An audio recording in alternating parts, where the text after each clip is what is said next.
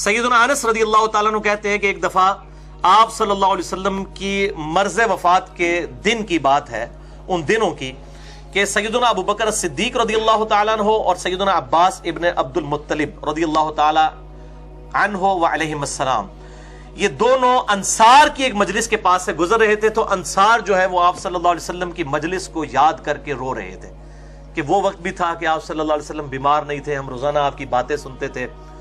تو وہ آپ صلی اللہ علیہ وسلم کی مجلس کو یاد کر کے رو رہے تھے. تو سیدنا ابو بکر صدیق رضی اللہ تعالیٰ عنہ فوراً نبی صلی اللہ علیہ وسلم کے پاس گئے کہ اس طرح آپ کے اصحاب تو بار رو رہے ہیں آپ کی یاد میں. تو آپ صلی اللہ علیہ وسلم حریص علیکم بالمؤمنین رؤوف الرحیم، اسی وقت کالے رنگ کی پٹی سر پہ باندھی، سر درد کی وجہ سے، یہ پٹی باندھنا سنت ہے.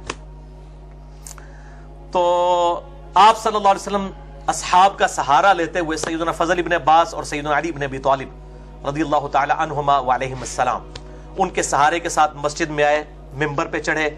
پھر آپ صلی اللہ علیہ وسلم نے خطبہ دیا. اللہ اکبر. آپ نے فرمایا اے میرے اصحاب، میں انصار کے بارے میں تمہیں وصیت کرتا ہوں. یعنی قریش نے تو حضور کا ساتھ نہیں دیا تھا، انصار مدینہ نے اس دعوت کو کامیابی تک پہنچایا. میں انصار کے بارے میں تمہیں وصیت کرتا ہوں، وہ میرا جسم اور میری جان ہے. دیکھو وہ اپنی ذمہ داریاں نبھا چکے ہیں، اب صرف ان کے حقوق باقی ہیں. تم ان کے نیکوکاروں کا عذر قبول کرنا اگر غلطی کر بیٹھے، اور ان کے خطاکاروں سے درگزر کر دینا. اور دوسری حدیث ہے بخاری اور مسلم میں مشکات میں 6-16، آپ صلی اللہ علیہ وآلہ وسلم نے فرمایا انصار سے محبت نہیں رکھے گا مگر مؤمن، انصار سے بغض نہیں رکھے گا مگر منافق. اس سے اللہ دشمنی رکھے گا جو انصار سے دشمنی رکھے، اس سے اللہ تعالیٰ دوستی رکھے گا جو انصار سے دوستی رکھے. اور یہی حدیث صحیح مسلم میں مولا علی علیہ السلام کے بارے میں ہے، انٹرنیشنل نمبر کے مطابق 240، علی سے محبت نہیں رکھے گا مگر مؤمن، علی سے بغض نہیں رکھے گا مگر منافق. تو محبت علی اور محبت انصار are the litmus test of ایمان، الحمدللہ. اور بخاری اور مسلم میں ایک اور حدیث ہے مشکات میں 6-18 کہ آپ صلی اللہ علیہ وسلم نے فرمایا انصار، میں نے تو ان کو تو وصیت کر دی ہے لیکن تمہیں بھی اصل بات بتا دوں. انصار میری وفات کے بعد باقی لوگوں کو تم پر ترجیح دی جائے گی. اللہ اکبر. انصار صبر کرنا یہاں تک کہ حوض کوثر پہ آ کے مجھے ملنا، ادھر میں پھر انصاف دلاؤں گا.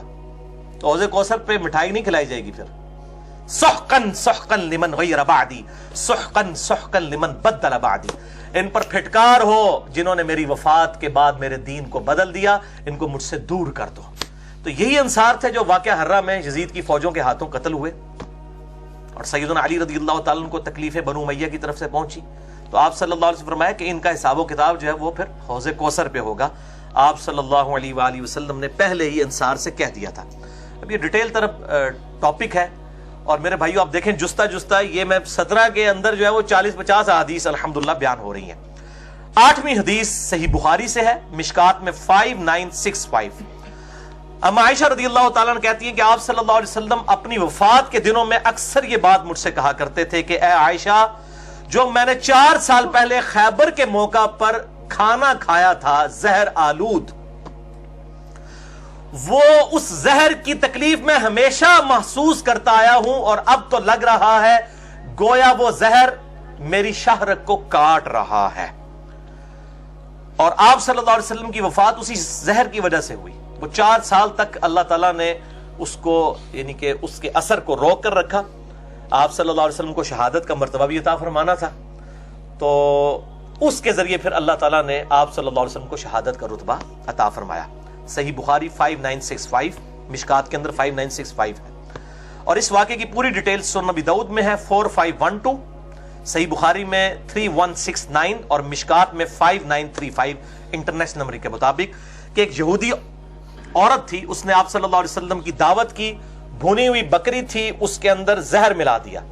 آپ صلی اللہ علیہ وسلم نے وہ لقمہ اپنی زبان پہ رکھا، اور پھر آپ صلی اللہ علیہ وسلم نے اپنے اصحاب سے کہا کہ اس کھانے سے رک جاؤ، اس کے اندر زہر ہے. اس بوٹی نے بول کے مجھے بتایا ہے کہ یا رسول اللہ مجھے مت کھائیے، میرے اندر زہر ہے. لیکن اس وقت تک زبان پہ اثر آ چکا تھا، اور اس کی تکلیف پھر آپ نے 4 سال تک اٹھائی. لیکن 2 صحابی جو وہ بوٹی کھا چکے تھے وہ وہیں پر شہید بھی ہو گئے. پھر آپ صلی اللہ علیہ وسلم نے اس یہودیہ کو بلایا اور کہا یہ تو نے کیوں حرکت کی؟ آپ ذرا یعنی کہ اخلاق کے بلند درجے پہ تھے، آپ تحفہ قبول کر لیا کرتے تھے یہود و نصارہ کا بھی۔ اس نے کہا یا رسول اللہ صلی اللہ علیہ وسلم میں نے یہ اس لیے کیا کہ اگر آپ اللہ کے پیغمبر ہوئے تو آپ کو اللہ تعالیٰ بتا دے گا تو آپ نہیں کھائیں گے، اور اگر اللہ کے پیغمبر نہ ہوئے تو آپ سے ہماری جان چھوٹ جائے گی۔ دیکھو کیسی انہیں سائنس لڑائی اپنی۔ تو آپ صلی اللہ علیہ وسلم نے 2 اصحاب کی شہادت کے قصاص میں اس عورت کو قتل کروایا، کیونکہ 2 صحابہ کو زہر دیا گیا تھا، وہ شہید بھی ہو گئے تھے۔ یہ پورا واقعہ سنن نبی داؤد میں انٹرنیشنل نمبر کے مطابق 4512 نمبر حدیث میں موجود ہے۔ اور آپ صلی اللہ علیہ وآلہ وسلم کو وہ تکلیف پھر 4 سال تک رہی، حتیٰ کہ اسی میں آپ صلی اللہ علیہ وآلہ وسلم کی شہادت ہوئی۔ نویں حدیث بھی بخاری اور مسلم کی متفق علیہ حدیث ہے۔ یہ حدیث مشکات میں نہیں ہے، بخاری اور مسلم میں ہے۔ صحیح بخاری میں 680 اور مسلم میں 944۔ سیدنا انس بن مالک کہتے ہیں کہ سوموار کا دن تھا اور آپ صلی اللہ علیہ وسلم کے حکم پر سیدنا ابوبکر الصدیق رضی اللہ تعالی عنہ وعلیہ السلام نماز فجر میں ہماری امامت کر رہے تھے۔ اسی دوران آپ صلی اللہ علیہ وآلہ وسلم نے حجرہ شریف کا پردہ اٹھایا۔ کھجور کی چٹائی کا بنا ہوا تھا، ظاہر ہے وہ جب اٹھے گا تو آواز آئے گی مسجد کے اندر۔ اگر آپ کا رخ قبلہ شریف کی طرف ہو تو لیفٹ سائیڈ پہ آپ صلی اللہ علیہ وسلم کا حجرہ مبارک تھا، جہاں پر اب آپ صلی اللہ علیہ وسلم کی قبر مبارک ہے، جس کے اوپر گنبد خضرا ہے۔ وہاں سے جب پردہ اٹھایا تو انس بن مالک کہتے ہیں کہ ہم لوگ نماز کی حالت میں اتنا خوش ہوئے، قریب تھا کہ ہم آپ صلی اللہ علیہ وسلم کی زیارت کی شوق میں نماز ہی توڑ دیتے، فطرے میں مبتلا ہو جاتے۔ ہم آپ صلی اللہ علیہ وسلم کو نماز میں دیکھنا شروع کر دیا، اور سیدنا ابوبکر صدیق رضی اللہ تعالی عنہ وعلیہ السلام نے اپنا مصلی چھوڑ دیا تو آپ صلی اللہ علیہ وسلم مسکرا پڑے، اور آپ نے یوں ہاتھ سے اشارہ کیا کہ میں نماز پڑھانے نہیں آیا، صرف دیکھنے کے لیے آیا ہوں۔ اور پھر آپ صلی اللہ علیہ وسلم نے پردہ نیچے کیا، اور اس حدیث کے الفاظ ہیں کہ سیدنا انس کہتے ہیں یہ سوموار کا دن تھا، اور اسی دن صبح چاش کے وقت آپ صلی اللہ علیہ وسلم دنیا سے رحلت فرما گئے۔ انا للہ و انا الیہ راجعون۔ اسی سے ثابت ہوا کہ آپ صلی اللہ علیہ وسلم کی وفات سوموار والے دن ربیع الاول کے مہینے میں ہوئی، اور اسی سے میں نے وہ کیلکولیشن کی ہے۔ ریسرچ پیپر نمبر 12 میرا رکھا ہوا ہے بخاری اور مسلم سے۔ بخاری اور مسلم کی دوسری حدیث میں آتا ہے کہ آپ صلی اللہ علیہ وآلہ وسلم نے اپنا آخری خطبہ 9 ذوالحجہ جو یوم عرفہ والا خطبہ ہے وہ جمعے کے دن دیا۔ تو 9 ذوالحجہ جمعے کا دن ہے، اور یہاں وفات کا دن سوموار ہے۔ 9 ذوالحجہ سے لے کے ربیع الاول تک 3 مہینے بنتے ہیں، ذوالحجہ، محرم اور سفر۔ تینوں مہینے 30 کے رکھیں، تینوں 29 کے رکھ لیں، 2 29 1 30، 2 30 1 29، کوئی بھی پاسبل کمبینیشن بنائیں، کبھی بھی 12 ربیع الاول سوموار والے دن نہیں آتی۔ اور یہ میرے ریسرچ پیپر لکھے ہوئے آج 15 سال ہو گئے ہیں، بریلوی، دیوبندی، اہل حدیث، اہل تشیع تمام تک پہنچے، تمام کے علماء نے کہا ہے کہ بالکل جی احادیث کا انکار بخاری و مسلم کا لازم آئے گا اگر ہم اس کو مان لیں کہ 12 ربیع الاول یوم وفات ہے۔ پھر بھی طارق جمیل صاحب نے، جنید جمشید صاحب رحمہ اللہ تعالی، اللہ تعالیٰ ان کی مغفرت کرے، ان کی غلطیوں سے درگزر فرمائے، ان کو نیک کاموں کا اجر عطا فرمائے، ان کی میت کے اوپر خطبہ دیتے ہوئے پھر کہا جی 12 جو ہے وہ وفات ہے۔ یہ جو ہے نا بس ایک مسکنسیپشن چل پڑی، یعنی بخاری اور مسلم سے ثابت کیا ہے۔ مسئلہ نمبر میرا 63 ہے، ولادت مصطفیٰ صلی اللہ علیہ وآلہ وسلم اور رسول اللہ کی آخری وصیتیں صلی اللہ علیہ وآلہ وسلم، اسی سے 1 گھنٹے کا ایک کلپ بھی کاٹ کے مسئلہ نمبر 26 اپلوڈڈ ہے۔ ربیع الاول سے متعلق 3 غلط فہمیوں کا ازالہ اہل سنت پاک.com پر۔ بھائیو، آپ صلی اللہ علیہ وسلم کی وفات ہوئی 63 سال کی عمر میں۔ بخاری اور مسلم میں کئی احادیث ہیں جن میں 63 سال کا ذکر ہے، کئی احادیث بخاری اور مسلم کی ان میں 65 سال کا بھی ذکر ہے، اور بعض بخاری اور مسلم کی احادیث میں 60 سال کا بھی ذکر ہے۔ 63، 60 اور 65 یہ 3 فگرز ملتے ہیں۔ ان کی تطبیق یہ ہے کہ اصل میں یہ 63 ہے جس پہ اہل سنت اور اہل تشیع اور پوری امت کا اجماع ہے۔ یہ راؤنڈ آف، کسی نے 63 کو راؤنڈ آف کر کے 60 بنا دیا، اور کسی نے دوسری طرف راؤنڈ آف کیا تو 65 بنا دیا۔ یعنی اگر آپ اس کو پورا کریں، مثلا اگر میں کہوں کہ 2:40 تو اس کو آپ 2:45 بھی کہہ سکتے ہیں، حالانکہ 2:45 ہوتا ہے 2:45، 2:40 نہیں، ٹھیک ہے۔ اس طریقے سے اگر بیچ میں ہوگا 2:35 ہوگا تو کوئی اس کو 2:30 بھی کہہ سکتا ہے۔ تو یہ راؤنڈ آف ہے۔ اصل میں جو آپ صلی اللہ علیہ وسلم کی عمر مبارک لیونر ایئرز، چاند کے اعتبار سے، قمری اعتبار سے 63 ہے، اور شمسی ایئرز جو ہمارے چل رہے ہیں سولر ایئرز، اس کے اعتبار سے تقریباً 61 ایئرز بنتی ہے۔ لہذا ڈاکٹر طاہر القادری صاحب نے جو پیشن گوئی کی تھی کہ جی میری عمر بھی 63 سال ہی ہوگی، اس وقت انہوں نے پیشن گوئی کی جب وہ 63 کو کراس کر چکے تھے، لیکن وہ بیچارے بھول گئے کہ یہ آپ صلی اللہ علیہ وسلم کی 63 سال جو ہے وہ لیونر ایئرز والی تھی۔ اونٹ تو انہوں نے 65 سال تو بھی زیادہ ہو چکی ہے, اس دفعہ 65 کا بھی کیک کٹیا گیا. تو تھوڑا جہا اردو تریٹ بھی کہتے بول لینے تے کوئی مت دے دینا کہ بھائی کیڑی تسی پیشن کوئی پریڈکشن کر رہے ہو, تہاڈی تے پہلی تریٹ کراس کر چکی ہے. کیونکہ آپ صلی اللہ علیہ وسلم کی 63 سال جو ہے وہ سولر ایئرز کے اعتبار سے نہیں تھی, لیونر ایئرز کے اعتبار تھی, چاند کے مہینوں کے اعتبار سے. اس کا سال 255 ڈیز کا ہوتا ہے اور یہ 265 ڈیز کا ہوتا ہے, 365 اور وہ 355 ڈیز کا. 10ویں حدیث بھی بخاری اور مسلم دونوں میں موجود ہے, مشکات میں 5964. اما عائشہ رضی اللہ تعالیٰ عنہ کا بیان ہے کہ نبی صلی اللہ علیہ وسلم اپنی صحت کے ایام میں اکثر فرمایا کرتے تھے کہ اللہ تعالیٰ کسی بھی نبی کی روح اس وقت تک قبض نہیں فرماتا جب تک کہ اس کا ٹھکانہ اسے جنت میں نہ دکھا لے. پھر اسے اختیار دیا جاتا ہے, چاہے تو جنت اختیار کرے چاہے دنیا میں رہے. پھر جب آپ صلی اللہ علیہ وسلم پر موت کی کیفیت طاری ہوئی تو آپ صلی اللہ علیہ وسلم کا سر مبارک میری ران پر تھا. آپ صلی اللہ علیہ وسلم چھت کی طرف دیکھ رہے تھے. جب آپ کو بے ہوشی سے افاقہ ہوا تو آپ صلی اللہ علیہ وسلم نے کہا اللہم الرفیق الاعلی, اے اللہ مجھے ان اعلیٰ لوگوں کے ساتھ رفاقت ان کی عطا فرما. تو اما عائشہ کہتی ہیں میں فوراً سمجھ گئی کہ اب آپ صلی اللہ علیہ وسلم کو آپشن دیا جا رہا ہے کہ چاہے جنت میں جائیں چاہے دنیا میں. تو میں نے سمجھ لیا کہ آپ صلی اللہ علیہ وسلم اب دنیا کو اختیار نہیں فرمائیں گے. اور پھر یہ آپ صلی اللہ علیہ وسلم کے آخری الفاظ تھے اللہم الرفیق الاعلی, اور آپ صلی اللہ علیہ وسلم کی روح پرواز کر گئی. انا للہ و انا الیہ راجعون. اور بخاری اور مسلم کے ایک اور طریق میں ہے, مشکات میں 5960, کہ آپ صلی اللہ علیہ وسلم نے اس وقت یہ بھی کہا مع الذین انعمت علیہم من النبیین والصدیقین والشہداء والصالحین, مجھے ساتھ نصیب فرما ان لوگوں کا جن پر تیرا انعام ہوا ہے, نبیوں میں سے بھی, صدیقین میں سے بھی, شہداء میں سے بھی اور صالحین میں سے بھی. 11ویں حدیث بھی بخاری اور مسلم سے. آپ دیکھ لیں اکثر حدیث بخاری اور مسلم سے ہیں, مشکات میں 5959. اما عائشہ رضی اللہ تعالیٰ عنہ کہتی ہیں کہ مجھ پر اللہ کا انعام ہے کہ آپ صلی اللہ علیہ وسلم نے میری باری کے دن میرے گھر میں میرے سینے اور تھوڑی کے درمیان سر مبارک تھا, وفات پائی. اور آپ صلی اللہ علیہ وسلم کی وفات سے پہلے اللہ تعالیٰ نے میرا لعاب اور آپ صلی اللہ علیہ وسلم کا لعاب دہن مبارک, تھوک مبارک ایک جگہ پر جمع فرما دیا. اور پھر اما عائشہ کہتی ہیں میرے بھائی عبد الرحمن بن ابی بکر آئے رضی اللہ تعالیٰ عنہ, ان کے ہاتھ میں مسواک تھی تو آپ صلی اللہ علیہ وسلم نے اشارہ کیا, مسواک کی طرف آپ کا شغف تھا. تو میں سمجھ گئی, تو مسواک آپ کو دی گئی, آپ مسواک کرنے لگے. نزا کے عالم میں بھی اندازہ کریں دانتوں کی صفائی کی اتنی اہمیت ہے, چاہے مسواک سے ہو چاہے ٹوتھ برش سے ہو, اس سے کوئی فرق نہیں پڑتا. مسواک کریں گے اس کا بھی ثواب ہے, ٹوتھ برش سے کریں گے اس کا بھی ثواب. اصل میں دانتوں کی صفائی مقصد ہے, ورنہ تو ہم کیا صابن کے ساتھ جسم دھوتے ہیں یا مٹی کے ساتھ؟ ادھر کسی مولوی کو نہیں یاد آتا صابن کے استعمال کرتے ہیں, یہاں وہ مسواک ایک منٹ اگر برش کی بات کرے وہ کہتے ہیں جی خلاف سنت ہو گیا, تو صابن خلاف سنت نہیں ہے. اصل میں صحیح مسلم میں حدیث ہے 534, صفائی نصف ایمان ہے. اصل مقصد ہے صفائی, چاہے وہ ٹوتھ پیسٹ کے ذریعے ہو, خصوصاً آج کل جو مرغن غذائیں ہیں تو بعض اوقات تو صحیح طریقے سے صفائی بھی نہیں ہوتی, چاہے وہ مسواک کے ذریعے ہو, ثواب دونوں کا انشاءاللہ تعالی ملے گا.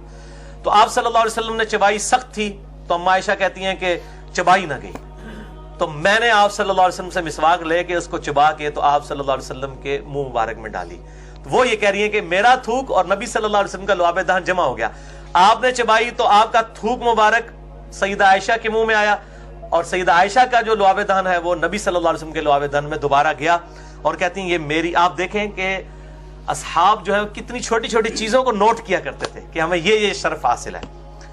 تو وہ کہتی ہیں کہ پھر نبی صلی اللہ علیہ وسلم نے کہا کہ مجھ پہ مشکیزوں کا پانی, 7 مشکیزوں کا پانی بخاری مسلم میں آتا ہے کہ ڈالا گیا بخار کو ٹھنڈا کرنے کے لیے.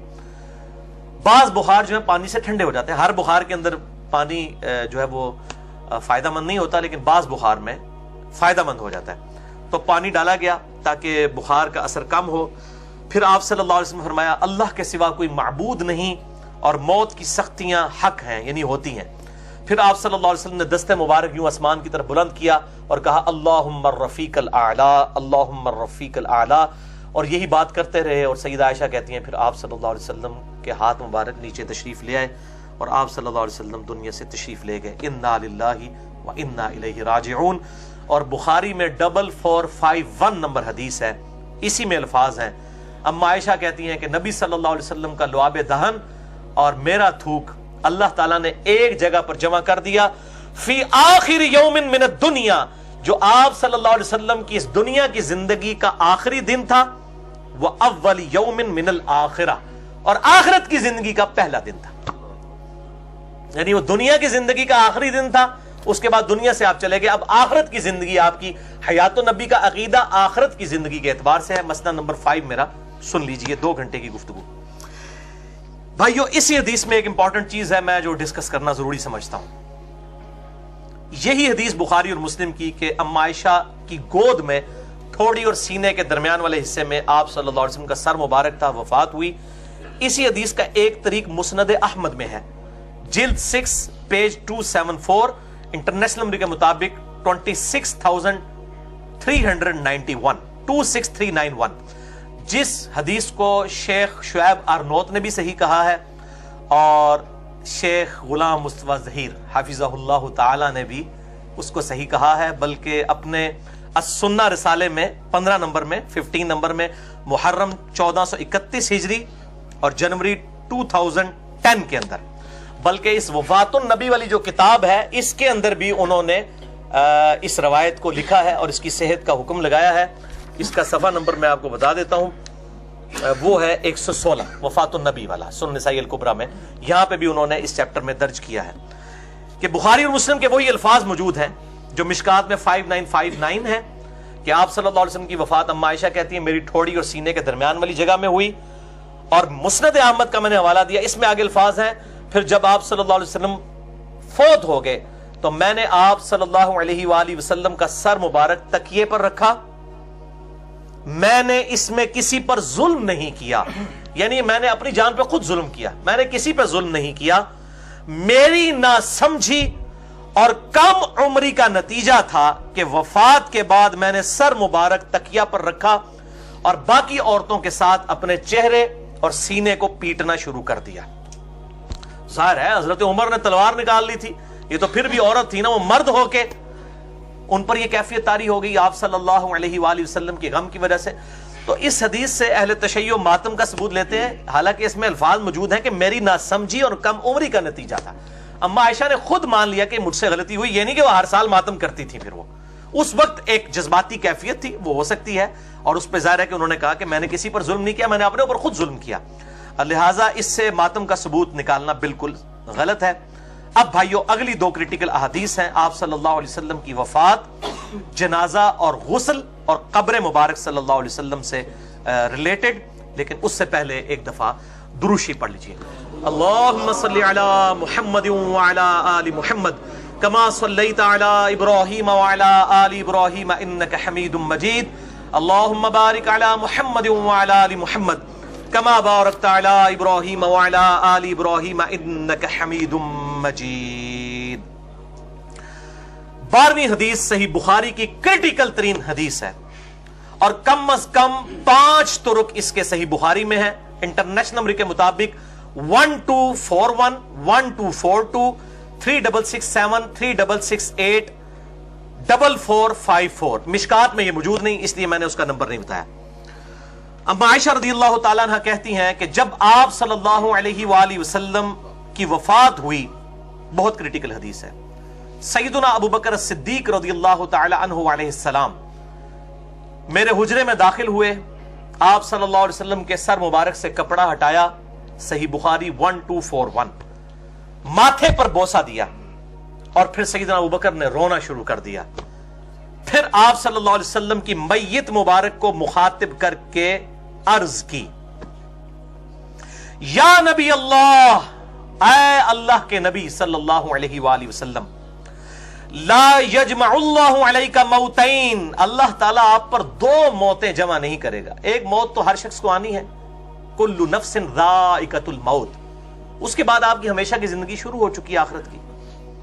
اما الموت التی کتبت علیک فقد متہا, ایک موت تو آپ کا مقدر تھی جو آپ کو آ کر رہنی تھی اور وہ موت آپ پر آ گئی. اب اس میں الفاظ ہیں یا نبی اللہ, آپ صلی اللہ علیہ وسلم دنیا سے جا چکے ہیں اور آپ کی میت مبارک کو کہا یا نبی اللہ. ہم نماز میں پڑھتے ہیں, بخاری اور مسلم کی متفقن علیہ حدیث ہے اور مشکات میں ہے 909 کہ جب تم پڑھو گے السلام علینا وعلی عباد اللہ الصالحین, السلام علیکا ایھا النبی سے لے کے آن ورڈ, تو زمین و آسمان میں جہاں کہیں بھی کوئی نیک بندہ ہے اس تک تمہارا سلام اللہ کی طرف سے پہنچ جائے گا. تو یا رسول اللہ ہم نماز میں بھی کہتے ہیں. اصل مسئلہ یہ ہے کہ آپ صلی اللہ علیہ وآلہ وسلم کو مدد کے لیے نہیں پکارنا. اس مسئلے کو آپ سمجھیں. صرف یا رسول اللہ کہنا, یا نبی اللہ کہنا, لبیک یا رسول اللہ کوئی محبت میں کہہ لیتا ہے, وہ لبیک اللہم لبیک کے ایکویلنٹ نہیں, ویسے محبت کے لیے لبیک یا حسین کہہ لیتا ہے اگر اس کے پیچھے بد عقیدگی نہیں, کوئی مسئلہ نہیں. میں نے مسئلہ نمبر 157 میں بھی بتایا. تو اس مسئلے کو سمجھے, اصل میں بد عقیدگی نہیں پیچھے ہونی چاہیے. تو یہاں پہ بھی سیدنا ابوبکر صدیق رضی اللہ تعالیٰ عنہ نے میت مبارک کو کہا, صحیح بخاری 1241, یا نبی اللہ لا یجمع اللہ علیک موتین. بلکہ المصنف ابن ابی شیبہ میں انٹرنیشنل نمبر کے مطابق 11793 11793 نمبر اثر ہے. یہ اثر الموطا امام مالک میں بھی ہے, فضل الصلاۃ علی النبی میں بھی ہے, السنن الکبریٰ للبیہقی میں بھی موجود ہے کہ عبداللہ بن عمر رضی اللہ تعالیٰ عنہ جب بھی سفر پر جاتے یا واپس آتے پہلے مسجد نبوی میں 2 نفل پڑھتے, پھر قبر رسول پر آ کر عرض کرتے السلام علیک یا رسول اللہ, پھر کہتے السلام علیک یا ابا بکر, اور پھر سیدنا عمر کی قبر پر آ کر کہتے السلام علیک یا عمر. اسی پہ اہل سنت اور اہل تشیع کا اجماع ہے کہ قبر رسول صلی اللہ علیہ وسلم پر السلام علیک یا رسول اللہ آپ جا کر پڑھیں گے. باقی تفصیلات کسی کو چاہیے تو 3 گھنٹے کا میں نے لیکچر پرٹیکولرلی قبر رسول صلی اللہ علیہ وآلہ وسلم کی حاضری سے متعلق فرقہ وارانہ نظریات کا تحقیقی جائزہ, جس میں میں نے امام ابن تیمیہ اور امام علی السبکی دونوں کی ایکسٹریمز کا رد کیا تھا. ایک صوفیوں کے امام ہے, ایک سلفیوں کے امام ہے, اور درمیان کا راستہ بتایا تھا 3 گھنٹے میں, مسئلہ نمبر 54C اور 54D اہل سنت پاک.com پہ. اسی حدیث کی طرف آئیں بخاری میں, جس کے 5 طریق میں نے بتائے. سیدنا ابوبکر صدیق رضی اللہ تعالیٰ نے ماتھے پر بوسہ دیا, پھر آپ صلی اللہ علیہ وسلم کی میت مبارک کو کہا یا نبی اللہ, اللہ تعالیٰ آپ پر 2 موتیں جمع نہیں کرے گا. پھر حجرہ مبارک سے باہر نکلے, مسجد نبوی میں آ گئے, اور وہاں پہ مجمع لگا ہوا ہے. سیدنا عمر رضی اللہ تعالیٰ عنہ کہہ رہے ہیں اللہ کی قسم نبی صلی اللہ علیہ وسلم فوت نہیں ہوئے. باقی حدیث کی کتابوں میں آتا ہے انہوں نے کہا کہ میں قتل کر دوں گا جو یہ بات کرے گا اس کو. سیدنا ابوبکر نے کہا عمر بیٹھ جاؤ, حضرت عمر بیٹھ ہی نہیں رہے. پھر سیدنا ابوبکر ممبر پہ چڑھ گئے. اب سیدنا ابوبکر کا ریگارڈ صحابہ میں سب سے زیادہ تھا. لوگ پہلے حضرت عمر کے گرد جمع تھے, پھر انہوں نے حضرت عمر کو ان کے حال پہ چھوڑا اور سیدنا ابوبکر صدیق رضی اللہ تعالیٰ عنہ علیہ السلام کی طرف متوجہ ہوئے. اور سیدنا ابوبکر نے پہلا جملہ ہی اتنا سخت بولا, الا آگاہ ہو جاؤ, من کان یعبد محمدا فإن محمد قد مات. جو کوئی محمد صلی اللہ علیہ وآلہ وسلم کی عبادت کرتا تھا, حالانکہ کوئی نہیں کرتا تھا, لیکن توحید is the most sensitive issue in the sight of Allah. توحید کے لیے انہوں نے یہ فرضی بات بھی کر دی. اگر کوئی کرتا تھا بھی تو سن لے کہ محمد صلی اللہ علیہ وسلم کو موت آ گئی ہے. وَمَنْ كَانَ يَعْبُدُ اللَّهِ, اور جو کوئی اللہ کی عبادت کرتا ہے, فَإِنَّ اللَّهَ حَيٌّ لَا يَمُوتُ, تو بے شک اللہ زندہ ہے, اسے کبھی موت نہیں آئے گی. پھر انہوں نے آیت پڑھی سورہ آل عمران آیت نمبر 144 جو ہم پہلے کور کر چکے. وَمَا مُحَمَّدٌ إِلَّا رَسُولٌ قَدْ خَلَتْ مِن قَبْلِهِ الرُّسُلُ, محمد صلی اللہ علیہ وسلم تو نہیں مگر ایک رسول ہی, اگر یہ فوت ہو جائیں یا شہید کر دیے جائیں, مر جائیں یا قتل کر دیے جائیں, تو کیا تم دین سے الٹے قدم پھر جاؤ گے؟ تو جو کوئی دین سے الٹے قدم پھرے گا وہ اللہ کا کوئی نقصان نہیں کرے گا. تم نے ہمارے نبی پہ احسان نہیں کیا, انہوں نے پر احسان کیا تھا, اور اللہ تعالیٰ ثابت قدم رہنے والے شاکرین کو جزا دے گا. یہ آیت جو ہے پرٹیکولرلی غزوہ احد کے موقع پر آپ صلی اللہ علیہ وآلہ وسلم کی جب شہادت کی خبر افواہ پھیل گئی اس موقع کے اوپر نازل ہوئی تھی. اور صحابہ کے الفاظ ہیں صحیح بخاری میں کہ ہمیں لگا کہ آیات ابھی نازل ہوئی ہیں, ہے ہی اس موقع کے لیے تھی. اور دوسری آیت تلاوت کی سورہ الزمر آیت نمبر 30, انک میت وانہم میتون, اے نبی صلی اللہ علیہ وآلہ وسلم بے شک آپ کو بھی موت آنی ہے اور آپ کے مخالفین کو بھی موت آنی ہے. اور یہ 2 آیات, اس سے یہ بات پتہ چلی کہ ابو بکر الصدیق رضی اللہ تعالیٰ عنہ علیہ السلام کی سنت ہے کہ اپنی بات کی دلیل میں قرآن کی آیت پیش کرنا. ادھر کہتے ہیں یہ بڑے بڑے بزرگ پاگل ہیں جو یہ بات کر گئے. حضرت ابو بکر صدیق نے بھی اپنی بات کی دلیل میں قرآن سے 2 آیتیں پیش کی ہیں, اپنی بات ایبسولوٹلی نہیں رکھی ہے, حالانکہ وہ خلیفۃ الرسول چنے گئے اجماع امت سے, اور آپ صلی اللہ علیہ وسلم نے اپنی مبارک زندگی میں ان کو مسلح پر کھڑا کیا. پھر بھی انہوں نے آیات کو دلیل کے طور پر پیش کیا. یہ ان کی ٹریننگ ہوئی تھی. الحمدللہ. تو صحابہ کہتے ہیں ہمیں لگا یہ آیات ابھی نازل ہوئی ہیں, اور بخاری کے الفاظ ہیں کہ صحابہ کہتے ہیں پھر کئی دنوں تک جو کوئی بھی ہمیں ملتا تھا ہم اسے یہی آیت سناتے تھے, وما محمد الا رسول قد خلت من قبلہ الرسل افئن مات او قتل انقلبتم علی اعقابکم. یہ صحابہ ایک دوسرے کو آیت سنایا کرتے تھے تاکہ یقین آ جائے. تو یہ صحابہ کرام علیہم رضوان آپ صلی اللہ علیہ وسلم کی وفات کے بعد یہ معاملات کرتے رہے. آپ کی وفات سوموار والے دن ہوئی چاشت کے وقت. سوموار پورا دن, سوموار کی پوری رات, منگل پورا دن, منگل کی پوری رات, بدھ کا پورا دن اور بدھ کی رات کو آپ صلی اللہ علیہ وآلہ وسلم کو دفن کیا گیا. ظاہر ہے 100,000 سے زیادہ لوگوں نے جنازہ پڑھنا تھا, تو 3 دن تک آپ صلی اللہ علیہ وسلم کا جسم مبارک باہر رہا. الحمدللہ. تو اسی حدیث کا ایک طریق ہے صحیح مسلم میں 3669. اما عائشہ کہتی ہیں کہ اللہ تعالیٰ نے دونوں خطبوں سے فائدہ پہنچایا. ابو بکر الصدیق رضی اللہ تعالیٰ عنہ کے خطبے کا فائدہ یہ ہوا کہ صحابہ کرام کو آپ صلی اللہ علیہ وسلم کی موت کا یقین آ گیا, اور جو سیدنا عمر کھڑے ہو گئے تھے کہ جو کہے گا کہ آپ صلی اللہ علیہ وسلم فوت ہو گئے ہیں, اور اس میں الفاظ ہیں بخاری کے کہ انہوں نے کہا کہ ابھی تو آپ صلی اللہ علیہ وسلم منافقین کو قتل کریں گے, اور ان کے دل میں تھا کہ ابھی تو رومن امپائر بھی گرنی ہے, پرشین امپائر بھی گرنی ہے, اتنی بڑی بڑی فتوحات ہونی ہیں, آپ صلی اللہ علیہ وسلم پہلے کیسے دنیا سے چلے گئے. ان کو کیا پتا تھا, یہ تو ان کے دور میں ہونا ہے. اور یہ بڑی حکمت ہے, آپ صلی اللہ علیہ وسلم کی زندگی میں اگر یہ ہوتا نا تو وہ غیر معمولی واقعہ نہ ہوتا.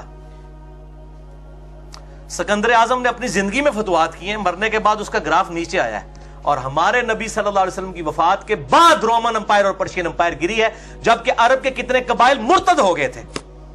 یہ نبی کا معجزہ ہے کہ اللہ تعالیٰ نے والذی ارسل رسولہ بالہدی ودین الحق لیظہرہ علی الدین کلہ, وہی اللہ ہے جس نے الہدی یعنی قرآن اور دین حق کے ساتھ نبی صلی اللہ علیہ وسلم کو مبعوث کیا تاکہ اس دین کو باقی ادیان پر غالب کر دے, خواہ کافر اور مشرک اس کا برا مان جائے. یہ غالب کی ہے آپ صلی اللہ علیہ وسلم کی زندگی میں نہیں, سیدنا عمر کے دور میں جا کے قادسیہ کے اندر جو ہے وہ پرشین امپائر بھی ٹوٹ گئی, ٹکڑے ٹکڑے ہو گئی, اور جنگ یرموک میں رومن امپائر نے بھی گھٹنے ٹیک دیے.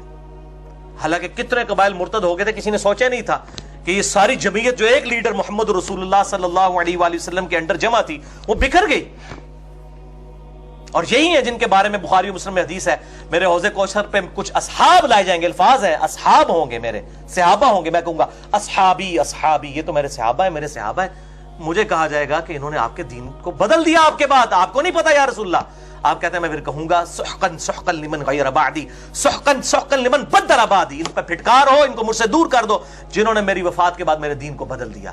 یہ بخاری و مسلم دونوں میں ہے, میں نے پورا لیکچر ریکارڈ کروایا, مسئلہ نمبر 96, عظمت صحابہ, رد المنافقین اور سنی شیعہ کے اختلاف کا تحقیقی جائزہ.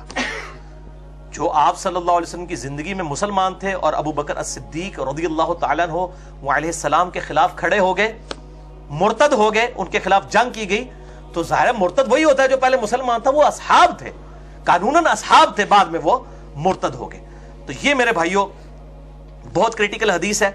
اور اما عائشہ کہتی ہیں کہ ابو بکر صدیق کے خطبے کا بھی فائدہ ہوا, اور سیدنا عمر کے خطبے کا فائدہ یہ ہوا کہ منافقین وہاں پر دب گئے حضرت عمر کے رعب کی وجہ سے. دونوں خطبوں سے اللہ نے نفع پہنچایا. باقی سقیفہ بنی ساعدہ میں کیا ہوا وہ مسئلہ نمبر 55b دیکھ لیں. وصی رسول کون ہے صلی اللہ علیہ وآلہ وسلم, اور حدیث قرطاس کا تحقیقی جائزہ. اب میرے بھائیو 13ویں حدیث انتہائی ڈیٹیلڈ حدیث ہے, کریٹیکل حدیث ہے, ورڈ بائی ورڈ میں بیان کروں گا. یہ سب سے کریٹیکل حدیث ہے. اس حدیث کے انشاءاللہ 15-20 منٹ کے بعد پھر یہ لیکچر ہمارا کنکلوڈ ہو جائے گا. یہ حدیث ورڈ بائی ورڈ میں نے بیان کرنی ہے کیونکہ یہ کریٹیکل حدیث ہے, اس میں سب کچھ آ جائے گا. آپ صلی اللہ علیہ وآلہ وسلم کی وفات, جنازہ, قبر کا کھودنا, دفنایا جانا, کفن مبارک, یہ کم از کم 7 کتابوں میں موجود ہے, 7 بکس میں. اور یہ کہتے ہیں جی جناب جنازہ ہوا ہی نہیں ہے. اس 7 بکس سے میں حوالہ دینے لگا ہوں. پہلا ریفرنس میں دینے لگا ہوں سنن نسائی الکبریٰ کا یہ چیپٹر, وفات النبی صلی اللہ علیہ وآلہ وسلم, جو شیخ زبیر زئی رحمہ اللہ تعالی کے شاگرد رشید شیخ غلام مصطفیٰ ظہیر حافظہ اللہ تعالی کی تحکیم کے ساتھ چھپ چکا ہے. یہ وفات النبی والا چیپٹر سنن نسائی الکبریٰ کا. سنن نسائی الکبریٰ میں 11,770 احادیث ہیں, 11770. ہمارے پاس جو سنن نسائی ہے کتب ستہ میں, یہ الصغریٰ ہے, اس میں ہے 5761 احادیث. یہ چیپٹر اس میں موجود نہیں جو ہمارے پاس سنن نسائی ہے، اسی میں سے اجتبا کیا گیا ہے سنن نسائی الکبریٰ میں سے۔ سنن نسائی الصغریٰ کو امام نسائی رحمہ اللہ تعالی المتوفا 303 ہجری کے شاگرد تھے امام احمد بن محمد ابن السنی المتوفا 364 ہجری، انہوں نے یہ اختصار کیا تھا سنن نسائی الکبریٰ کو الصغریٰ میں کنورٹ کیا۔ الکبریٰ اصل کتاب ہے جو امام نسائی نے لکھی ہے، لہٰذا میرا جو 72 احادیث والا کربلا والا ریسرچ پیپر میں بھی اکثر حوالے سنن نسائی الکبریٰ کے ہیں۔ محدثین فرق نہیں کرتے ہیں، وہ سنن نسائی جب کہیں اس سے مراد الکبریٰ ہے۔ مثال کے طور پر یہ حدیث سنن نسائی الصغریٰ میں نہیں ہے، کتب ستہ والی میں نہیں ہے، وہ الکبریٰ میں ہے۔ انٹرنیشنل نمبر کے مطابق 1199928 کہ جو شخص فرض نماز کے بعد فوراً پڑھ لے آیت الکرسی تو مرتے ہی جنت میں داخل ہوگا انشاءاللہ۔ تو لیکن نماز ہی پڑھنی پڑنی ہے، خالی آیت الکرسی پڑھنا نہ نہیں، انشاءاللہ تو بول لیا نا۔ صحیح مسلم میں 246 نمبر حدیث ہے، بندے کے کفر اور اسلام کے درمیان فرق کی نماز ہے، تو آیت الکرسی جو پڑھ لے۔ تو یہ حدیث سنن نسائی الکبریٰ میں ہے، اور اسی کا وہ چیپٹر ہے عمل الیوم واللیلہ، صبح شام کے اذکار، اس میں سے ہم لیتے ہیں، اس میں نمبر ہے 9928۔ اسی طریقے سے سیدنا علی پہ سب و شتم والی جو روایتیں ہیں وہ سنن نسائی الکبریٰ کے اندر موجود ہیں، اسی لیے میں نے 72 احادیث والے ریسرچ پیپر میں سنن نسائی الکبریٰ لکھا ہوا ہے، الصغریٰ نہیں ہے، پھر بھی لوگ پوچھ رہے ہوتے ہیں۔ اسی کا چیپٹر ہے خصائص علی۔ جب دمشق میں امام نسائی گئے اور سیدنا علی سے بغض تھا لوگوں کو، تو سیدنا علی کے خصائص پہ 194 احادیث جمع کی، پھر ان پہ رافضیت کا فتویٰ لگا، پھر انہوں نے فضائل صحابہ لکھی، وہ بھی اردو زبان میں شیخ غلام مصطفیٰ ظہیر صاحب کی تحکیم کے ساتھ چھپ چکی ہے، اور اس طریقے سے فضائل قرآن لکھا ایک چیپٹر، وہ بھی موجود ہے، اردو میں آ چکا ہے الحمدللہ۔ یہ سب کے سب وفات النبی والا چیپٹر بھی آ چکا ہے۔ اس کتاب میں انٹرنیشنل نمبر کے مطابق 7077 سے لے کر 7123 تک 47 احادیث ہیں اس چیپٹر میں وفات النبی والے میں، اور جو میں حدیث اب بیان کرنے لگا ہوں ورڈ بائی ورڈ اسی سے، اور اس پہ باب باندھا ہے امام نسائی رحمت اللہ علیہ نے، کیف صلی علی رسول اللہ صلی اللہ علیہ وسلم، رسول اللہ پر جنازہ کی نماز کیسے پڑھی گئی، یہ چیپٹر کی ہیڈنگ ہے، اور حدیث کا نمبر ہے 7119 انٹرنیشنل نمبر کے مطابق۔ یہ حدیث شمائل ترمذی میں بھی موجود ہے جو مدارس میں عام پڑھائی جاتی ہے، انٹرنیشنل نمبر کے مطابق 397 دوسرا ریفرنس ہو گیا۔ تیسری بک ہے المعجم الکبیر طبرانی، اس میں ہے 6367۔ چوتھا ریفرنس دلائل النبوہ امام بیہقی کی کتاب میں ہے 3152 اور 3157۔ پانچواں ریفرنس سنن ابن ماجہ میں موجود ہے مختصراً 1234 نمبر حدیث انٹرنیشنل نمبر کے مطابق۔ پانچواں ریفرنس مجموع الزوائد میں ہے 8935، امام ابن حجر اسقلانی کے استاد ہیں امام حیثمی، انہوں نے مجموع الزوائد میں اس کو لیا اور اس کی صحت کو صحیح کہا۔ اور ساتویں کتاب ہے فتح الباری جو ابن حجر اسقلانی رحمہ اللہ تعالی المتوفا 852 ہجری، جو امام حیثمی کے شاگرد ہیں، بخاری کی سب سے بہترین شرح جنہوں نے لکھی، انہوں نے صحیح بخاری میں حدیث نمبر 432 کے انڈر اس حدیث کو لکھ کے اس کی صحت کو ٹھیک کہا۔ وفات النبی والا چیپٹر سنن نسائی الکبریٰ سے ورڈ بائی ورڈ 7119 سنیے۔ سیدنا سالم بن عبید جو اصحاب صفا میں سے تھے بیان کرتے ہیں کہ رسول اللہ صلی اللہ علیہ وسلم کی بیماری میں آپ صلی اللہ علیہ وآلہ وسلم پر غشی طاری ہوئی، جب افاقہ ہوا تو آپ صلی اللہ علیہ وسلم نے پوچھا کیا نماز کا وقت ہے؟ لوگوں نے کہا جی ہاں، تو آپ صلی اللہ علیہ وسلم نے فرمایا بلال کو کہو وہ اذان دے اور ابو بکر کو کہو کہ وہ نماز پڑھائیں۔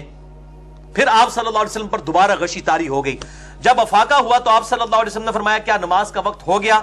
لوگوں نے عرض کی، ازواج مطہرات نے کہا جی ہاں۔ آپ صلی اللہ علیہ وسلم نے فرمایا بلال کو کہو اذان دیں اور ابو بکر کو کہو نماز پڑھائیں۔ سیدہ عائشہ نے کہا یا رسول اللہ میرا باپ ابو بکر بڑے رقیق القلب ہیں، وہ آپ کی جگہ جب مصلی پہ کھڑا ہوں گے تو وہ اس کو برداشت نہیں کر سکیں گے، نماز نہیں پڑھا سکیں گے، روئیں گے کہ یہ دن بھی ہم نے دیکھنا تھا۔ تو آپ صلی اللہ علیہ وسلم کسی اور کی ڈیوٹی لگاتے ہیں، تو آپ صلی اللہ علیہ وسلم کو غصہ آیا، آپ نے فرمایا اپنی بیویوں سے تم ان عورتوں کی طرح ہو جو یوسف کو دیکھنے کے لیے جمع ہوئی تھی۔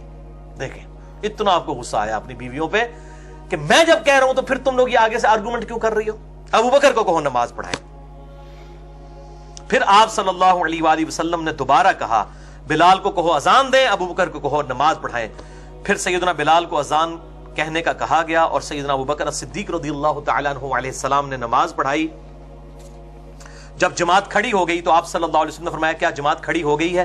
ازواج مطہرات رضی اللہ عنہن وعلیہم السلام نے کہا جی ہاں. تو آپ صلی اللہ علیہ وسلم نے فرمایا میرے لیے کوئی ایسا آدمی دیکھو جس کا سہارا لے کر میں جا سکوں. پھر سیدنا بریرہ رضی اللہ تعالیٰ عنہ اور ایک اور شخص سیدنا علی بن ابی طالب رضی اللہ تعالیٰ عنہ، دوسری روایتوں میں آتا ہے، ان کے سہارے سے آپ صلی اللہ علیہ وسلم جو ہے وہ تشریف لے گئے مسجد میں. سیدنا ابو بکر صدیق کو دیکھا کہ وہ صحابہ کو نماز پڑھا رہے ہیں تو آپ صلی اللہ علیہ وسلم ان کی جانب آگے بیٹھ گئے. سیدنا ابو بکر یہ دیکھ کر مصلی سے پیچھے ہٹے. آپ صلی اللہ علیہ وسلم نے ان کو روک دیا یہاں تک کہ نماز سے فارغ ہو گئے. آپ صلی اللہ علیہ وسلم نے ان کے پیچھے نماز نہیں پڑھی، نماز صرف ایک شخص کے پیچھے ہی آپ نے پڑھی ہے، عبد الرحمن بن عوف رضی اللہ تعالیٰ عنہ. وہ صحیح مسلم میں حدیث ہے. اس روئے عرض پہ اور کوئی شخص ایسا نہیں جس کے پیچھے آپ صلی اللہ علیہ وسلم نے کبھی نماز پڑھی ہو یا کسی نبی نے کسی امتی کے پیچھے پڑھی ہو سوائے عبد الرحمن بن عوف کے. صحیح مسلم میں حدیث موجود ہے. پھر جب نبی صلی اللہ علیہ وسلم اس دنیا سے رخصت ہو گئے تو سیدنا عمر نے فرمایا میں کسی شخص کو نہ دیکھوں کہ وہ یہ کہے کہ رسول اللہ فوت ہو گئے، میں اپنی تلوار سے اسے قتل کر دوں گا. یہ بخاری میں الفاظ نہیں تھے، یہ سنن نسائی الکبریٰ میں ہے. اس پہ لوگ خاموش ہو گئے کیونکہ وہ ان پڑھ قوم تھی. اس سے پہلے ان میں کوئی نبی مبعوث ہی نہیں ہوا تھا، اس لیے ان کو یہ تجربہ نہیں تھا کہ نبی بھی فوت ہو سکتا ہے. لوگوں نے کہا اے سالم، نبی صلی اللہ علیہ وسلم کے صحابی ابو بکر کو بلاؤ. میں ان کی طرف نکلا، میں نے مسجد میں ان کو پایا. انہوں نے فرمایا کیا رسول اللہ وفات پا چکے صلی اللہ علیہ وسلم؟ میں نے کہا کہ سیدنا عمر ابن خطاب کہہ رہے ہیں کہ میں کسی کو یہ کہتے ہوئے نہ سنوں کہ رسول اللہ فوت ہو گئے ورنہ میں اسے قتل کر دوں گا صلی اللہ علیہ وآلہ وسلم ورضی اللہ تعالیٰ عنہ وعلیہ السلام. انہوں نے میری کلائی پکڑی اور چل پڑے یہاں تک کہ آپ صلی اللہ علیہ وسلم کی میت مبارک کے پاس گئے. آپ صلی اللہ علیہ وسلم پر جھکے، آپ صلی اللہ علیہ وسلم کے رخ انور کو چھوا اور بوسہ دیا، یہاں تک کہ انہیں یقین ہو گیا کہ آپ صلی اللہ علیہ وآلہ وسلم دنیا سے تشریف لے جا چکے ہیں. پھر سیدنا ابو بکر صدیق نے وہاں آیت تلاوت کی، سورہ الزمر آیت نمبر 30، انک میت و انہم میتون. اے نبی آپ کو بھی مرنا ہے اور آپ کے مخالفین کو بھی مرنا ہے. صحابہ کرام نے پوچھا اے رسول اللہ صلی اللہ علیہ وسلم کے ساتھی، اے یار غار سیدنا ابو بکر صدیق رضی اللہ تعالیٰ عنہ علیہ السلام، کیا رسول اللہ فوت ہو گئے ہیں صلی اللہ علیہ وآلہ وسلم؟ انہوں نے کہا ہاں. تو لوگوں نے جان لیا کہ صحیح بات یہی ہے. پھر صحابہ کرام نے پوچھا اے اللہ کے رسول صلی اللہ علیہ وسلم کے ساتھی، کیا رسول اللہ صلی اللہ علیہ وسلم کی نماز جنازہ بھی ادا کی جائے گی؟ کیونکہ بعض لوگوں نے کہنا جنازہ کوئی نہیں ہوا. تو سیدنا ابو بکر صدیق نے کہا جی ہاں. پھر صحابہ نے پوچھا ہم آپ کی نماز جنازہ کیسے ادا کریں؟ انہوں نے فرمایا لوگ اندر حجرے میں داخل ہوں، تکبیرات پڑھیں اور دعا کریں، پھر وہ باہر آ جائیں، پھر دوسرے لوگ جائیں، یعنی گروہ در گروہ داخل ہوں، امام کوئی نہیں ہوگا. یہ میں انشاءاللہ بتا بھی دیتا ہوں امام شافعی کا قول اس کانٹیکسٹ میں. صحیح بخاری میں 4 تکبیرات بھی ثابت ہیں میت کے اوپر اور صحیح مسلم میں 5 تکبیرات بھی، دونوں سنت ہیں. اہل تشیع صرف 5 تکبیرات والی سنت پہ عمل کرتے ہیں، اہل سنت 4 والی پہ بھی کرتے ہیں. اور شیخ زبیر علی رحمہ اللہ تعالیٰ کے جنازے پر 5 تکبیرات کہی گئیں اور ہر تکبیر کے ساتھ رفع الیدین بھی کرنا ہے اور سلام آخر میں ایک طرف ہی پھیرنا ہے، دائیں طرف. بلند آواز سے بھی جنازہ ثابت ہے لیکن عمومی عمل آہستہ آواز کے ساتھ ہے، سرن. تو انشاءاللہ موقع ملا، ویسے تو میں نے بتا دیا نماز جنازہ کے اوپر ریسرچ پیپر اہل سنت پاک .com پر رکھا بھی ہوا ہے. صحابہ کرام نے پوچھا اے اللہ کے رسول صلی اللہ علیہ وسلم کے ساتھی، کیا رسول اللہ صلی اللہ علیہ وسلم کو دفن بھی کیا جائے گا؟ انہوں نے کہا ہاں. صحابہ نے پوچھا کہاں تدفین ہوگی؟ انہوں نے کہا جس جگہ پر رسول اللہ صلی اللہ علیہ وسلم کی روح کو اللہ نے قبض فرمایا ہے، یعنی وہ چارپائی مبارک، وہاں پر اس چارپائی کے نیچے قبر کھودو، کیونکہ بلا شبہ رسول اللہ صلی اللہ علیہ وسلم کی روح کو پاکیزہ مکان میں قبض کیا گیا. تو لوگوں نے جان لیا کہ صحیح بات یہی ہے. اس کے بعد سقیفہ بنی ساعدہ والا چکر ہوا، ابو بکر و عمر وہاں پہ چلے گئے. مسئلہ نمبر 55 بھی میرا دیکھ لیں، وصی رسول کون ہے اور حدیث قرطاس کا تحقیقی جائزہ، وہ ڈیٹیل طلب ہے. اور یہ جو رافضیوں کی طرف سے کہا جاتا ہے کہ نبی صلی اللہ علیہ وسلم کے جنازے میں ابو بکر و عمر شریک نہیں ہوا، بالکل جھوٹ ہے. کہتے ہیں میت چھوڑ کے چلے گئے تھے، ان کو کفن و دفن اور غسل بھی نہیں دیا، تو وہ ابو بکر نے دینا بھی نہیں تھا، وہ تو اہل بیت نے دینا تھا. سیدنا ابو بکر نے خود بھی کہا کہ اہل بیت دیں. مولا علی علیہ السلام اور سیدنا فضل ابن عباس رضی اللہ تعالیٰ عنہ علیہ السلام نے غسل دیا تھا. تو ظاہر ڈیوٹیز بانٹی ہوئی تھی. وہاں پر فتنہ سقیفہ بنی ساعدہ میں کھڑا ہونے لگا تھا. تو یہ ایک ڈیٹیل طلب لیکچر ہے 55B مسئلہ نمبر، آپ دیکھ لیں تو آپ کو انشاءاللہ پتہ چل جائے گا. اسی حدیث سنن نسائی الکبریٰ کی اس کا ایک طریق شمائل ترمذی میں ہے 397.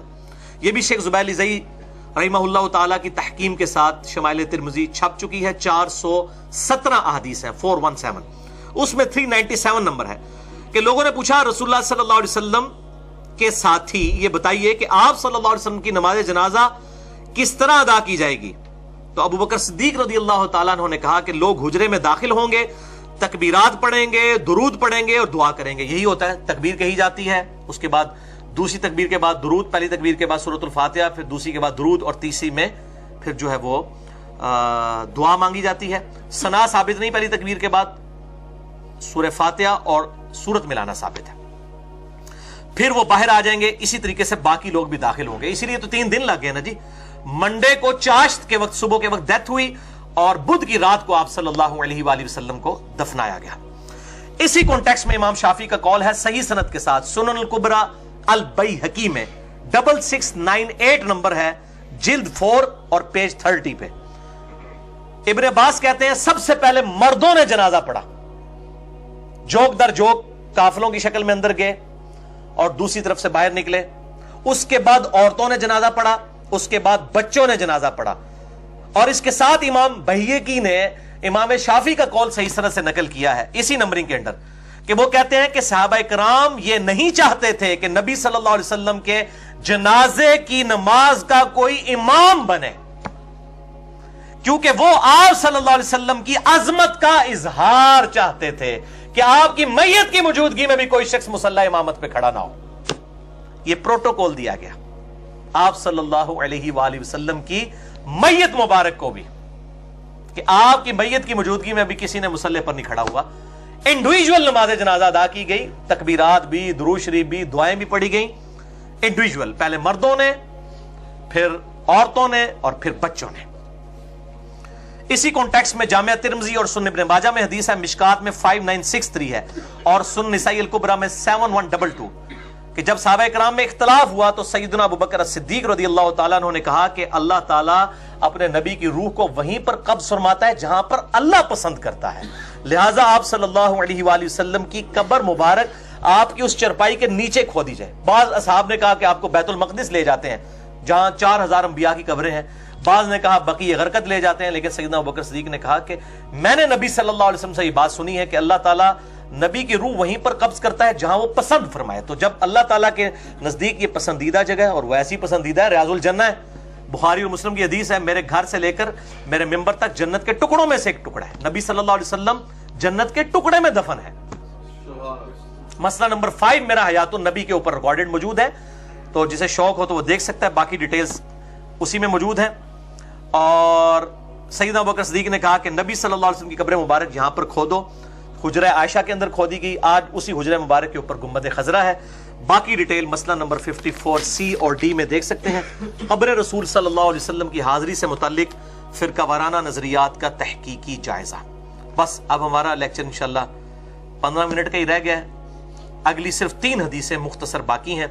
14ویں حدیث سنن نبی داؤد میں، سنن ابن ماجہ میں اور دلائل النبوہ امام بیہقی کی کتاب میں ہے، مشکات میں بھی ہے. بڑی رکت انگیز حدیث ہے میرے بھائیوں. 5948 مشکات میں اما عائشہ کہتی ہیں کہ جب نبی صلی اللہ علیہ وآلہ وسلم کو غسل دینے کا ارادہ کیا گیا تو یہ معلوم ہی نہ ہو سکا کہ آپ صلی اللہ علیہ وسلم کے کپڑے اتارے جائیں یا نہ اتارے جائیں. اب صحابہ کے لیے بہت بڑا ڈیسیژن تھا کہ آپ صلی اللہ علیہ وسلم کے کپڑے اتارے جائیں یا انہی کپڑوں میں غسل دیا جائے. صحابہ ٹینشن میں آگے.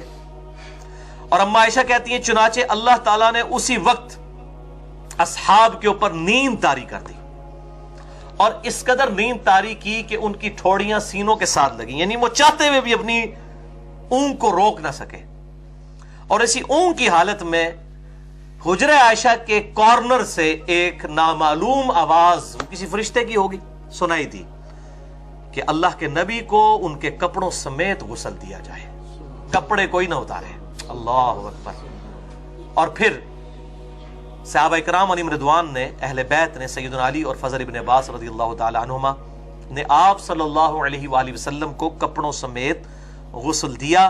اور اما عائشہ کے الفاظ ہیں کہ اگر یہ آواز ہمیں پہلے معلوم ہوتی تو ہم نبی کی بیویاں خود نبی صلی اللہ علیہ وسلم کو غسل دیتی، لیکن ہمیں یہ بات پتہ نہیں تھی. تو نبی کی بیویاں بھی اہل بیت ہیں، لیکن غسل کی سعادت ان کے حصے میں نہیں آئی، بلکہ مولا علی اور فضل ابن عباس رضی اللہ تعالی عنہما علیہم السلام کے حصے میں آئی. بلکہ سنن ابن ماجہ میں ایک حدیث ہے 1467 अल-मुस्तदरक लिल-हाकिम में भी मौजूद है। इमाम हाकिम ने भी सही कहा, इमाम ज़ाहबी ने भी मुवाफ़क़त की, शेख अलबानी ने भी सही कहा कि मौला अली रज़ियल्लाहु ताला अन्हु कहते हैं कि नबी सल्लल्लाहु अलैहि वसल्लम को जब मैंने गुस्ल दिया तो आप सल्लल्लाहु अलैहि वसल्लम के जिस्म पे मैंने हाथ फेरा, जिस तरह वो पेट पे फेरा जाता है ना, तो कहते हैं कि अल्लाह की कसम नबी सल्लल्लाहु अलैहि वसल्लम अपनी जिंदगी में भी पाक थे और वफात के बाद भी पाक थे, आपके जिस्म मुबारक से कोई चीज नहीं निकली। अल्लाहु अकबर कबीरा वल्हम्दुलिल्लाहि कसीरा व सुब्हानल्लाहि बुकरतम व असीला। 15वीं हदीस सही मुस्लिम से, मिशकात में है 1693। साद इब्न अबी वक़ास की मौत का वक्त जब करीब आया तो उन्होंने कहा वसीयत करते हुए कि मेरे लिए लहद बनाना, बगली कब्र।